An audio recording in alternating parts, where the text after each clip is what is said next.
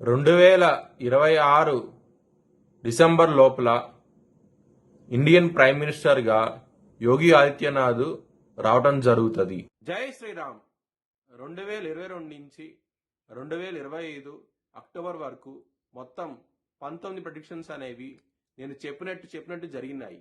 అవన్నీ కింద డిస్క్రిప్షన్ లో ఇవ్వడం జరుగుతోంది. వృశ్చిక రాశికి అధిపతి కుజుడు వృశ్చిక రాశిలో, అనురాధ 4 పాదాలు, జ్యేష్ఠ 4 పాదాలు, విశాఖ 4వ పాదం ఉంటది. ఈ నక్షత్రం వాళ్ళందరికీ నేను చెప్పే వార ఫలితాలు వర్తిస్తాయి. ఈ వారంలో వృశ్చిక రాశి వారికి బుధుడు యోగిస్తున్నాడు, సూర్యుడు యోగిస్తున్నాడు, శుక్రుడు యోగిస్తున్నాడు. 3 గ్రహాలు యోగిస్తున్నాయి. మిగతా గ్రహాలు వ్యతిరేక ఫలితాలు ఉన్నాయి. కొంచెం జాగ్రత్త తీసుకోండి. మీరు కనుక నవగ్రహ టెంపుల్ కి వెళ్లి ప్రదర్శనాలు చేస్తే కనుక ఈ వారంలో చాలా మంచి ఫలితాలు ఉంటాయి. శనగలు దానం చేయండి, బ్రాహ్మణుడికి మంచి ఫలితాలు చూస్తారు.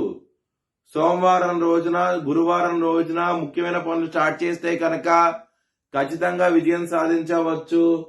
శనివారం రోజున మాత్రం ముఖ్యమైన పనులు స్టార్ట్ చేయకండి.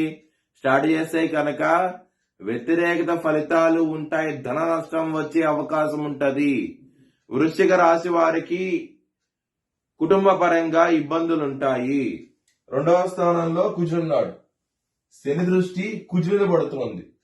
మరియు కుటుంబాధిపతి 8వ స్థానంలో ఉన్నారు. ఈ విధమైన గ్రహస్థితి ఉన్నది కాబట్టి కుటుంబ పరంగా ప్రాబ్లమ్స్ ఉంటాయి. మనీ పరంగా చాలా బాగుండబోతోంది. ఈ వారం అనేది చాలా ఆనందంగా అవుతూ ఉంటారు. హెల్త్ పరంగా ఎటువంటి ప్రాబ్లమ్స్ ఉండవు. ఈ వారంలో చాలా అనుకూలంగా ఉంటది. చిన్నపాటి సమస్యలు తప్ప పెద్దపాటి సమస్యలు ఏమీ లేవు. శత్రువులు అనే వాళ్ళు చాలా అధికంగా ఉంటారు. దొంగ దెబ్బ తీసే అవకాశం ఉంటది. నారాయణ కవచం చదువుకోండి. చాలా చాలా మంచి ఫలితాలు ఉంటాయి.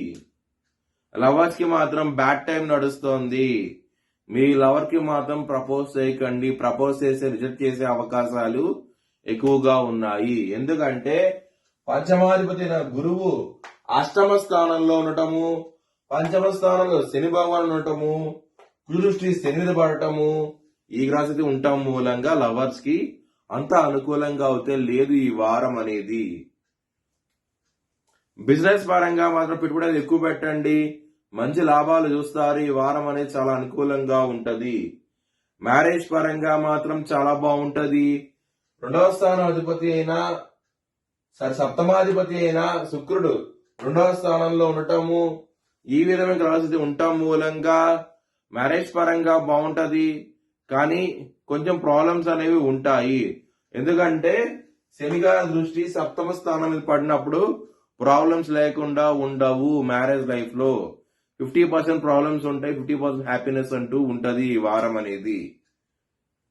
వృత్తి పరంగా మాత్రం చాలా బాగుంటది. మీకు దశమాధిపతి అయిన సూర్యుడు 2వ స్థానంలో ఉన్నారు కాబట్టి మీకు వృత్తి పరంగా బాగుంటది. ప్రమోషన్స్, హైక్స్ ఇలాంటి మంచిగా డెవలప్మెంట్స్ వస్తాయి. చాలా ఆనందంగా అవుతూ ఉంటారు.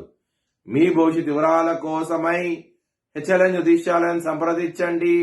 Please like, share and subscribe my channel.